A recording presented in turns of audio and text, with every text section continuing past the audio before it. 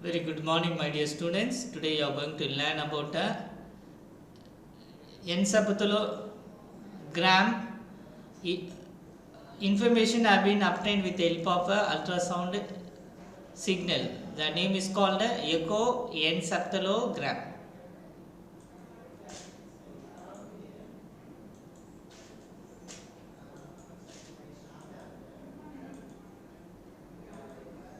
So here you are seeing that the patient have been connected with many transducer, that is piezoelectric transducer over the skull. So in a different position on a patient skull. So it is used to transmit the ultrasound signal through the skull, and the reflector signal have been captured. So this one provides the information about the brain portion and neuron function. So here it is called as a echoencephalogram. So here in medical definition of echoencephalography, we can tell it as it is a uses of ultrasound to examine and measure the internal structures as the ventricular of as like that way, same like a echocardiogram, okay, of a skull. And also it is used to diagnose the abnormalities and diseases of a brain. So here echoencephalography is a detailing of interfaces in the brain by means of ultrasound waves. So that is you are seeing in the diagram. Here what we can say means the echoencephalography, it is a method for detecting abnormalities within the cranial cavity based on the reflection of high frequency sound pulses delivered to the head through the probe held firmly to the skull. So that you are seeing in the diagram.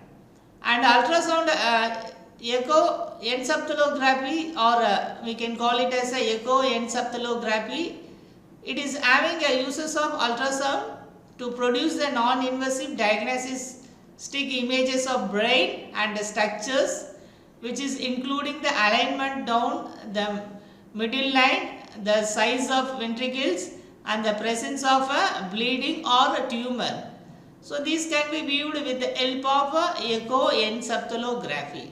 The purpose, what is the main purpose here means, here the ultrasonic echoencephalography is a non-invasive way to create an image of brain, and also called as a intracorneal ultrasound or head ultrasound. So here the test is most commonly used on children under the age of 2 to diagnose the hemorrhage, that is a head injuries, or hydrocephalus, they are calling as hermitages or hydrocephalus. This happened to the children having a age below 2 and below it. So here they are using the enlargement of a head due to the accumulation of fluid. So that can be called as a hydrocephalus. So it is a particularly useful in a so it is called as a neonatal invasive care that can be viewed, which is used to provide the beside monitoring of premature babies. So who are at higher risk for hemorrhage, or a series of tests are commonly ordered for babies born earlier than 34 weeks of gestation. So that is the main function of this one. Next you are seeing that small boy is taking the viewed by the echoencephalography. Okay, here so ultrasonic echoencephalography is can be used to detect the swelling inside the head, that is in a cerebral edema, they are calling as a cerebral edema. that has been shown by in the diagram, which is an increases in the size of lateral ventricles, sometimes seen in a diabetic children also. So the test can be used to in adult to monitoring the size of ventricles or to determine the shift in a structure of brain from the middle due to swelling or tumor. Here, whatever it for adults or older children, that is grown up children, this test has been largely replaced by the CT images, that is computer tomography images. The precautions take place here. So here there is no contradictions to the ultrasonic encephalography. So there is no precaution have been taken for taking these images. So here we can say what all the description they are following in these echoencephalography means. So they are using the ultrasound to produce the diagnostic images of a brain, and here the ultrasound waves are sound waves. We know that here the range above what normally can heard by the human ear.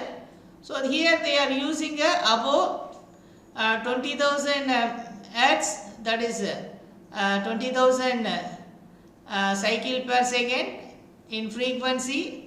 In this case, ultrasonic echoencephalography, generally they are using very high frequency sound waves, that is in the range of 5 to 10 megahertz. That is range of 5 to 10 megahertz. So here, okay. And here the sound waves can produces an images of brain because of a different density present in the tissue of a brain, blood, tumor and cerebrospinal fluid within the ventricles. So matter of a different density reflects or echoes the sound waves differently, allowing the machine to diagnose between the structures. So the fineness of a distinguished process is known as a resolution. The resolution is affected by the frequency of sound wave used. As a frequency increases, resolution decreases.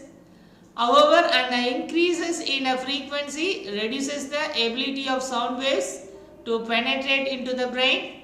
Because of this relationship, successful ultrasonic echoencephalogram often becomes zero on the structure of interest, maximizing the resolution by using the highest frequency that can be penetrates the sufficient into the head.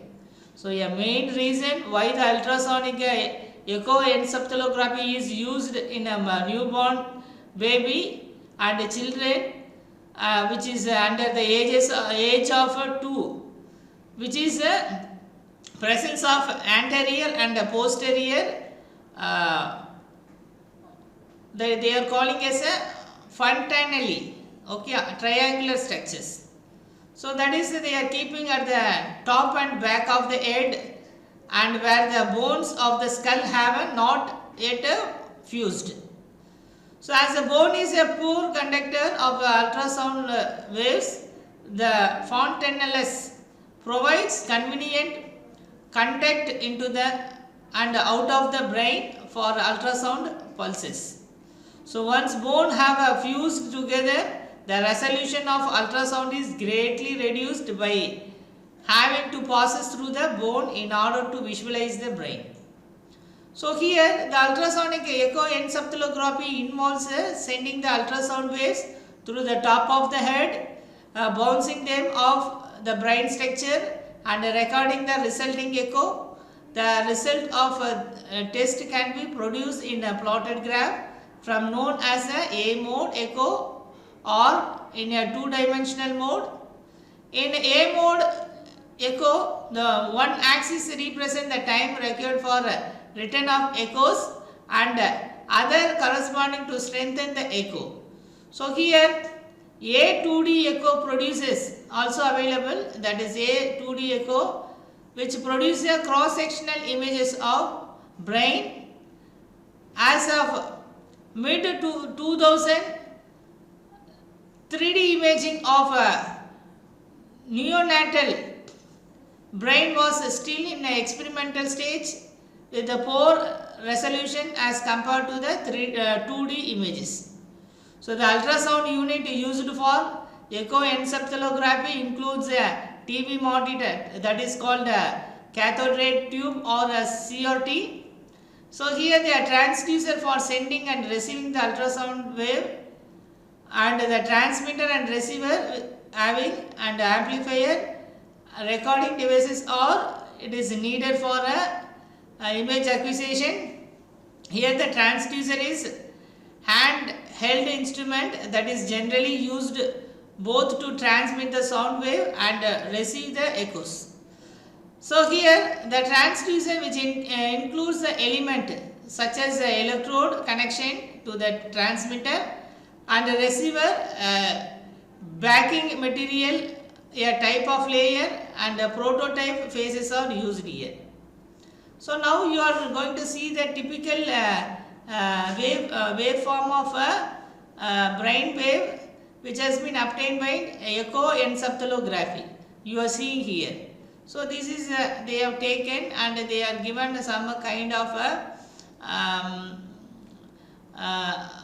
notification on it here. Okay, here the element is a core of transducer. Here the material is actually produces the sound wave, and elements are built around the piezoelectric ceramic. That is ceramic name is called barium trinate, or they are using lead zirconate titanate. They are using in a piezoelectric transducer as contained in a chip. So here the piezoelectric refers to a electricity that is produced when the pressure is put on certain crystal such as a quartz. So these ceramic chips react to electric pulses by producing the sound waves, and they are transmitting waves, and react to the sound waves by producing electric pulses. They are calling as a receiving waves. The burst of high frequency electric pulses supplied to the transducer by the transmitter causes to produce scanning sound waves. So here the transducer then receive the returning echoes and translate them back into the electric pulses and send them to the receiver. So the backing material help to focus the sound energy into the element, while matching layer help to reduces the reflection of sound from the transducer surface. The protective phase shield, the internal component of a transducer, are used. Here the electrodes contact the transmitter and receiver to the transducer. So the amplifier boosts the returning signal and prepare them to be displayed on the TV monitor or CRT. So the preparation for obtaining these brain waves through the echoencephalogram, that is, the patient who is undergoing an ultrasonic echoencephalogram, which is laid on his or her back or side and must be still during the test. It is suggested that children 2 months to 1 year of age do not eat or drink for 3 hours before the test. So a bottle can be drunk during the exam. So particular care must be taken if the child is connected to respirator, and wand conducting gel is placed on the head to ensure the air-free contact between the transducer and the head. That is, air is a very poor conductor of ultrasound. So that is they are evacuating air in between the skull and the transducer. For that they are applying the gel. And also to allow the transducer to the slide easily. That is can be possible. So the area that provides at least some amount of interface with the ultrasound waves, that is called as a acoustic window, And here for infant and young children, the best acoustic windows are transfontanelle. Okay, so that is through the either the posterior or anterior frontally. Some standard views from the anterior fontanelle includes middle sagittal, that is called viewed from the side through the midline or middle of the head, that is called a sagittal. So lateral sagittal, that is the view is taken from a side, displayed from the middle line, and coronal view, that is viewed from front and angled towards the back, middle and front of the head. So axial view means across the temple can be used despite the reverberation artifacts which is caused by the skull to follow the lateral ventricular sizes. So here the ultrasound encephalography, we can call it as a non-invasive method which causes no pain and which takes obtaining images about 20 to 30 minutes. So now we are going to see the real ultrasonic images, that is a sagittal view that you are seeing here. This is called as a ultrasonic echoencephalogram, which is mainly performed for a diagnosis and follow up of a neonatal hermitage, and also used for hydrocephalus and congenital malformation can be also viewed with the help of this echoencephalogram. So premature infant often developing a bleeding in the germinal matrix of caudate nucleus can be viewed. The caudate nucleus is elongated, arched gray mass in the center of the brain, which is next to the lateral ventricular, and the germinal matrix, which is a group of brain cells in that area that is still developing stage. And here the bleeding can also occurs in choroid pellex, that is called spongy tissue of ventricle, and which is taken in a rarely manner, and if bleeding is severe it can leak into the ventricles, and this can be viewed very seriously. Okay, so all of these bleeding problem can be seen initially as a echogenic areas, that is called white areas, that later can be replaced by the fluid filled chest that scan as a dark areas. You are seeing in the diagram which showing that. So you have learned entire information about echoencephalography.